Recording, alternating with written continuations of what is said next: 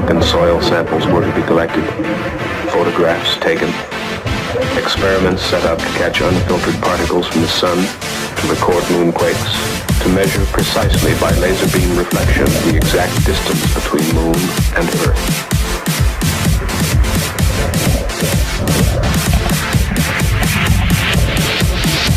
This is Houston.